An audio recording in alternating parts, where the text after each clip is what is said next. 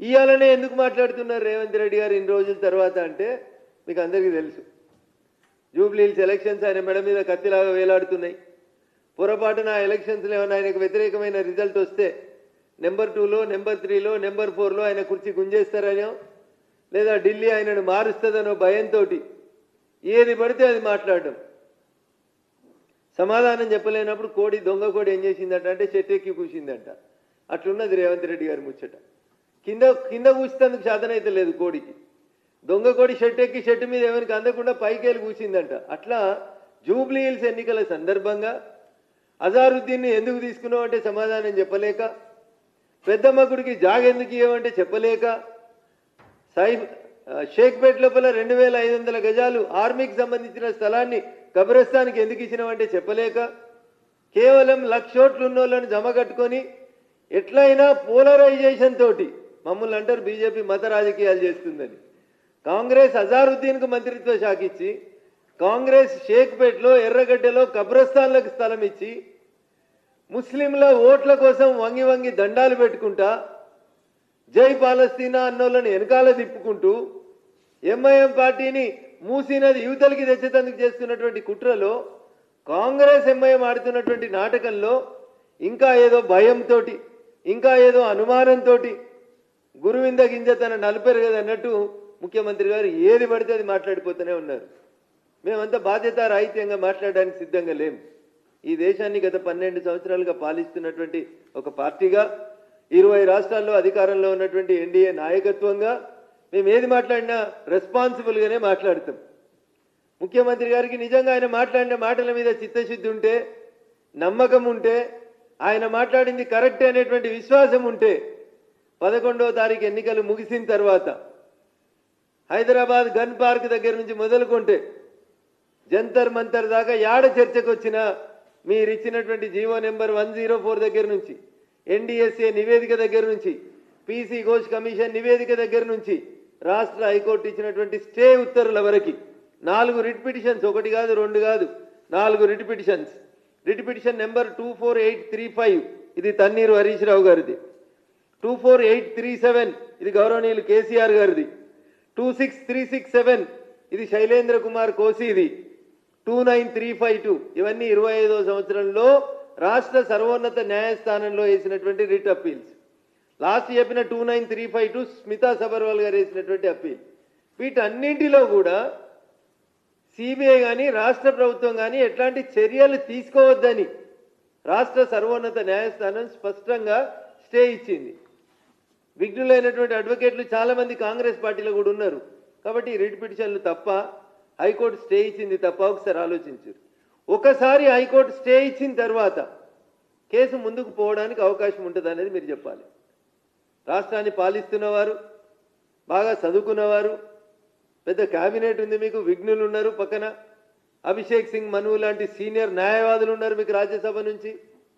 వీళ్ళంతా వకీలే కదా, వీళ్ళ మంచి సలహా తీసుకొని ఏం మాట్లాడాలి ఏం మాట్లాడకూడదు అనేది మాట్లాడండి.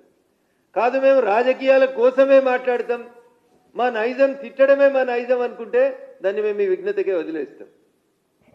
తిట్టడానికి కూడా ఒక మంత్రిత్వ శాఖను ఇవ్వాలని రేవంత్ రెడ్డి గారు డిసైడ్ అయితే వి వెల్కమ్ ఇట్. ఇంకా 2 ఖాళీలు ఉన్నాయి. ఆ 2 ఖాళీలను కూడా తిట్టేందుకు బాగా మమ్మల్ని తిట్టేటోళ్ళు ఎవరైనా ఉంటే వాళ్ళకి 2 మంత్రిత్వ శాఖలు ఇవ్వండి, కానీ బీసీలకు ఇవ్వకుండా. మైనార్టీలని అగమేఘాల మీద తెచ్చుకొని ఇవ్వగలిగిన రేవంత్ రెడ్డి గారికి నిజంగా 42% రిజర్వేషన్లు ఇవ్వాలనేది కాంగ్రెస్ పార్టీకి చిత్తశుద్ధి ఉంటే అదే అజారుద్దీన్ గారితో పాటు ఇంకో 2 బీసీ మంత్రులు కూడా కేంద్రంతో కొట్లాడి చేపించాల్సిన బాధ్యత రేవంత్ రెడ్డి గారి మీద ఉండే. నేను కేంద్రం అనే పదం ఎందుకు వాడుతున్నా అంటే, రేవంత్ రెడ్డి గారు ఊకే మాట్లాడితే ఏమంటాడు, రాహుల్ గాంధీ గారి మాట నాకు వేదవాక్కు, మా అధిష్టానం ఏం చెప్తే అదే చేస్తా అంటాడు. వాళ్ళ అధిష్టానం పార్లమెంట్లో ఏం చెప్పిందంటే రాహుల్ గాంధీ గారు ఎవరు ఎంత ఉంటే వాళ్ళకి అన్ని మంత్రిత్వ శాఖలు ఇస్తా అన్నది. రేవంత్ రెడ్డి మీరు ఎంత ఉన్నారు, మీకు వచ్చిన మంత్రిత్వ శాఖలు ఎన్నో చెప్పు. బీసీలు ఎందరున్నారు, బీసీలకు వచ్చిన మంత్రిత్వ శాఖలు ఎన్నో చెప్పు. ఇది చెప్పడానికి రాదు. నోరున్నది కదా అని అబద్ధాలని ప్రచారం చేస్తూ అబద్ధాల పునాదుల మీద ఎదిగినటువంటి పార్టీ కాంగ్రెస్ పార్టీ. 6 హామీలు, 420 కమిట్మెంట్లు ఎడిపోయినాయి. 6 గ్యారంటీలు, 420 హామీలు ఎడిపోయినాయి కాంగ్రెస్ పార్టీ ఇచ్చినాయి. ఎందుకు అమలు అయితలేవు?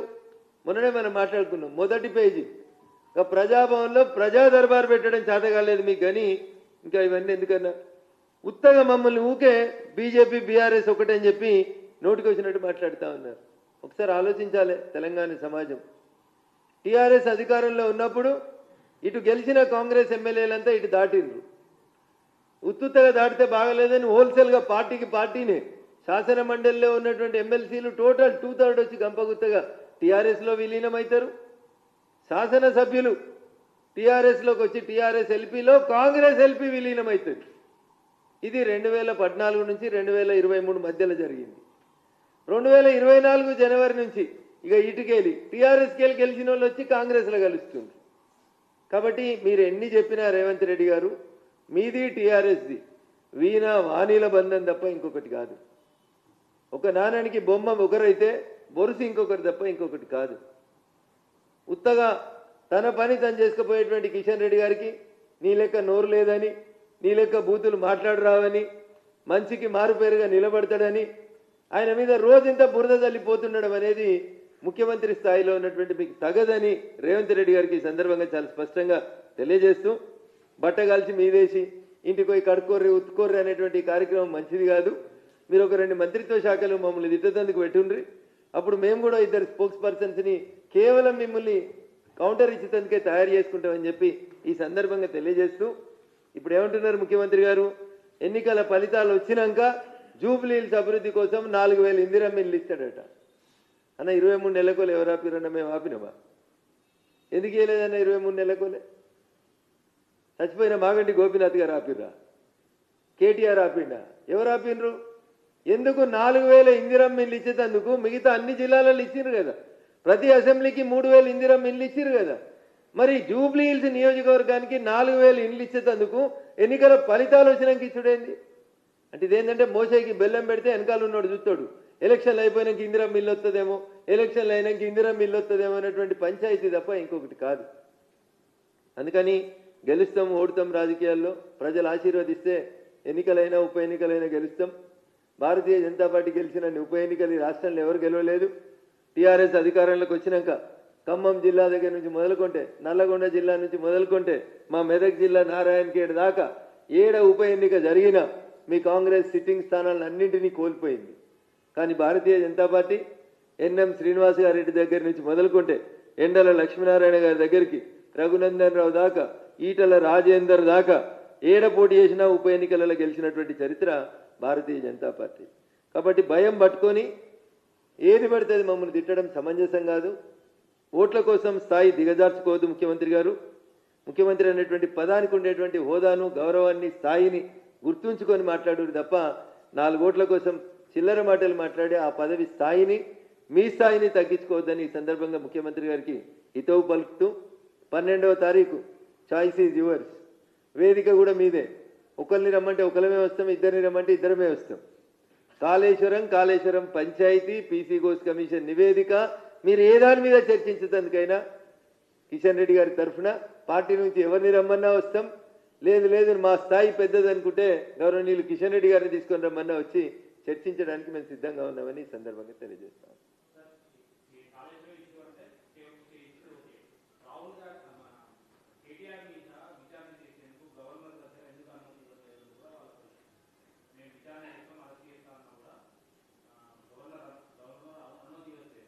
ఈ దేశంలో భారత రాజ్యాంగం అమల్లోకి వచ్చినట్టు నుంచి ఏళ్ళదాకా అజయన్న చాలా మంది ఎమ్మెల్యేలు, చాలా మంది ఎంపీలు, చాలా మందిని అర్ధరాత్రి అపరాత్రి అని తేడా లేకుండా అధికారంలో ఉన్నటువంటి పార్టీలు అరెస్ట్ చేసినాయి, రిమాండ్ చేసినాయి.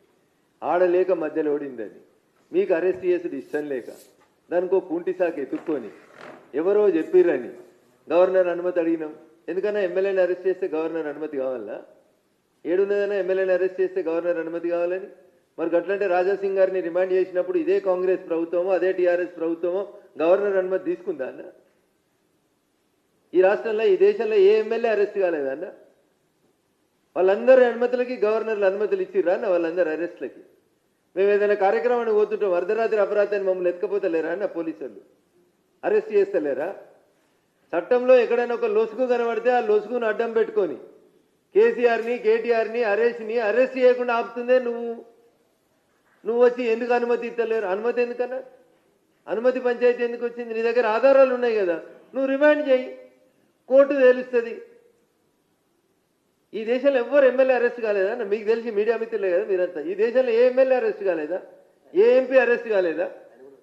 రేవంత్ రెడ్డి గారిని అరెస్ట్ చేసిన రోజు పోనీ గవర్నర్ అనుమతి తీసుకుంటే ఆ రోజు కేసీఆర్.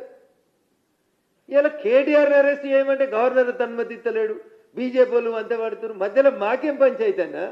నీకు చేత కాకపోతే మా 8 మంది ఎమ్మెల్యేలు ఉన్న మమ్మల్ని పాలించమని మా కేబినెట్ ముఖ్యమంత్రి పదవి ఇచ్చాయి. ప్రశాంతంగా మేము ఎవరెవరిని అరెస్ట్ చేయాలో మేము చేస్తాం. ప్రజలు నీకు మ్యాండేట్ ఇచ్చారు. నేను అరెస్ట్ చేసిన నేను అడుగుతున్న వేరే వాళ్ళ పంచాయతీ మర్చిపో. నిన్ను అరెస్ట్ చేసిన రోజు గవర్నర్ అనుమతి ఇచ్చిర్రా? మీరు ఎంపీగా పార్లమెంట్ సమావేశాలు అటెండ్ అయ్యి ఎయిర్పోర్ట్లో దిగితే నీ భాషలో చెప్పాలంటే గదేదో పిచ్చకుంట్ల ఫామ్ హౌస్ మీద ఒక పిచ్చకుంట్ల డ్రోన్ ఎగిరేస్తే నిన్ను గొరగొర గుంజుకపోయి షెర్లపల్లి జైల్లో వారేయాలి 10 రోజులు. మరి ఎప్పుడేమన్నా గవర్నర్ అనుమతి ఇచ్చిర్రా? ఇలా కేటీఆర్ ఏంది? ఆయన ముఖ్యమంత్రిరా గవర్నరా?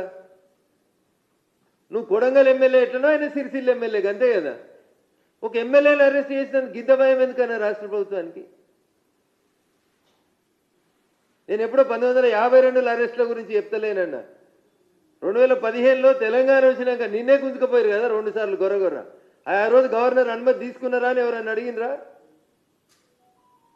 ఇవన్నీ ఆడలేక మధ్యలో ఓడినట్టు తప్పించుకోవడానికి ఆ కుటుంబాన్ని అరెస్ట్ చేయొద్దని మీ ఏఐసిసి పెద్దలు చెప్పిన సూచనల మేరకి మీరు అబద్ధాలు ఆడుతూ టైంపాస్ చేస్తూ ఉన్నారు తప్ప మీ మాటల్లో నిజాయితీ, మీరు ప్రతిపక్ష నాయకుడిగా ఇచ్చినటువంటి ఉపన్యాసాల్లో చిత్తశుద్ధి లేదనేది ప్రజలకు చాలా స్పష్టంగా అర్థమవుతుంది.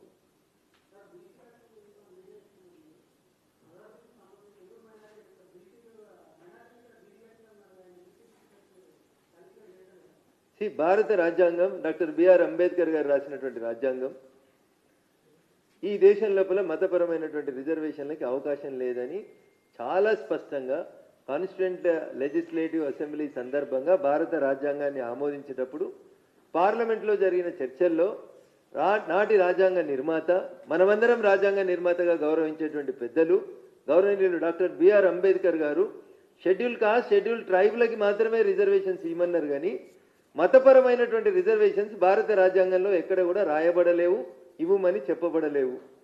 గతంలో ఒకసారి ఇదే కాంగ్రెస్ ముఖ్యమంత్రి గౌరవనీయులు రాజశేఖర్ రెడ్డి గారు మతపరమైనటువంటి రిజర్వేషన్లు తెచ్చేందుకు ప్రయత్నం చేస్తే సుప్రీంకోర్టు ఆ రిజర్వేషన్లను కొట్టేసింది. గత అనుభవాలు ఉన్నాయి. రాజ్యాంగం ఇవ్వొద్దని చెప్పింది. అయిన తర్వాత కూడా అజారుద్దీన్ను బీసీ కోటా కింద మంత్రి చేస్తే చెప్పమను ముఖ్యమంత్రి గారిని. నేను మైనార్టీ కోటా కింద అజారుద్దీన్ను చేయలేదు, బీసీ కోటా కిందనే అజారుద్దీన్ను మంత్రిని చేసినా అని చెప్పమను. అప్పుడు బీసీలు ఏం చేయాలో అప్పుడు బీసీలు నిర్ణయించుకుంటారు. బీసీ సమాజం ఆలోచిస్తుంది. ఆ రోజు మిగతా 2 కూడా బీసీలకు ఇవ్వాలి కదా. మరి అట్లాంటప్పుడు మిగతా 2 కూడా బీసీలకి అజారుద్దీన్కి అంత ఆగమాగమే ఇచ్చినావు కదా. మరి తెలుగులలో బీసీలు లేరా? హిందువులలో బీసీలు ఎవరు లేరా? ఒక హిందూ బీసీకి ఇంకా మాట్లాడాలంటే దేశానికి క్యాప్టెన్సీ ఇస్తే పక్క దేశం పాకిస్తాన్ తోటి మ్యాచ్ ఫిక్సింగ్ చేసుకొని ఆరోపణలు ఎదుర్కొన్నటువంటి ఒక వ్యక్తిని హెచ్సిఏ అధ్యక్షునిగా హైదరాబాద్ క్రికెట్ అసోసియేషన్ ఉప్పల్ స్టేడియంలో క్రికెట్ మ్యాచ్ అయితే టికెట్లు అమ్ముకున్నాను తీసుకొచ్చి ఈయన వరల్డ్ కప్ తెచ్చిండని ముఖ్యమంత్రి చెప్తే నేను ఏం మాట్లాడాలండి ఆయన గురించి? ఇక మీరు వచ్చి అజారుద్దీన్ కూడా బీసీ కోటాలంటే మరి మా బస లక్ష్మీనరసయ్య గారు మాట్లాడాలి. తెలంగాణ నుండి బీసీలు అందరూ ఆలోచించాలి. ఇలా అజారుద్దీన్ బీసీ అయితే మరి అసలు బీసీలు ఆడుకోవాలి. మరి మిగతా 2 కూడా ఇచ్చేయను ఉంటుంది. క్యాబినెట్ ఇంకా 2 ఖాళీ ఉన్నాయి కదన్న. బీసీలకు 10 ఇవ్వాలి కదా లెక్క ప్రకారం. అజారుద్దీన్ బీసీ కింద లెక్క పెడితే కూడా 4 అయినాయి కదన్న. ఇంకా 6 నింపురి. ఇవి ఎందుకు నింపట్లేదు అని అడిగితే ఇవి అన్నట్టు కథలు, డొంక తిరుగుడు సమాధానాలు.